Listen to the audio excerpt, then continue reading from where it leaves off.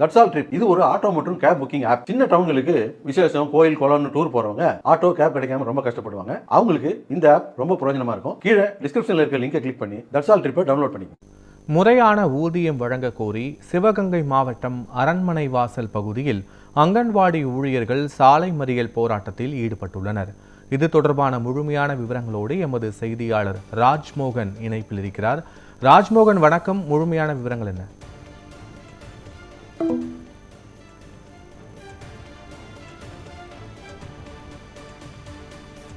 தொழில்நுட்ப கோளாறு காரணமாக செய்தியாளரின் இணைப்பு துண்டிக்கப்பட்டிருக்கிறது. சிவகங்கை மாவட்டம் அரண்மனை பகுதியில் முறையான ஊதியம் வழங்க கோரி அங்கன்வாடி ஊழியர்கள் சாலை மறியல் போராட்டத்தில் ஈடுபட்டார்கள். அவர்களை போலீசார் கைது செய்து தனியார் மண்டபத்திற்கு அழைத்து சென்றதாக தகவல்கள். தமிழ்நாடு முழுவதுமே அங்கன்வாடி ஊழியர்கள் சாலை மறியல் போராட்டத்தில் ஈடுபட்டு வருகிறார்கள். புதுக்கோட்டை, சென்னை உட்பட தமிழகத்தின் பல்வேறு பகுதிகளிலும் அங்கன்வாடி ஊழியர்கள் முறையான ஊதியம் உள்ளிட்ட பல்வேறு அம்ச கோரிக்கைகளை வலியுறுத்தி சாலை மறியல் போராட்டத்தில் ஈடுபட்டு வருகிறார்கள்.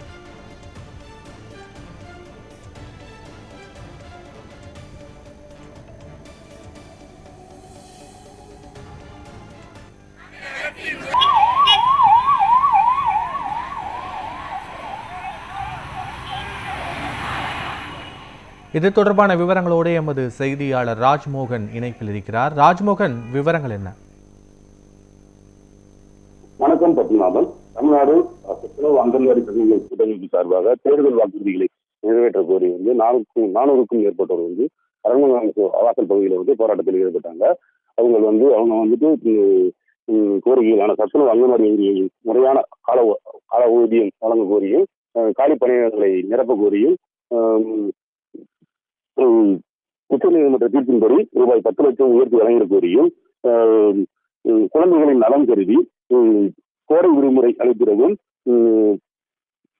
கோரி போராட்டத்தில் ஈடுபட்டனர். இதனைத் தொடர்ந்து அரண்மனை வாசல் பகுதியில் இருந்து பேருந்து நிலையம் நோக்கி சென்ற ஊழியர்கள் சாலை மறியலில் ஈடுபட்டு போராட்டத்தை ஏற்படுத்தினர்.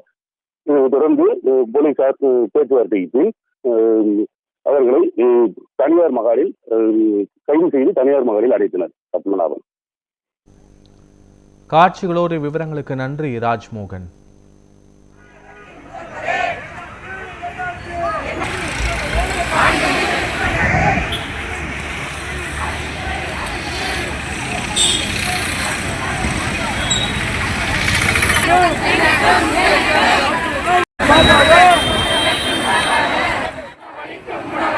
சத்துணவு அங்கன்வாடி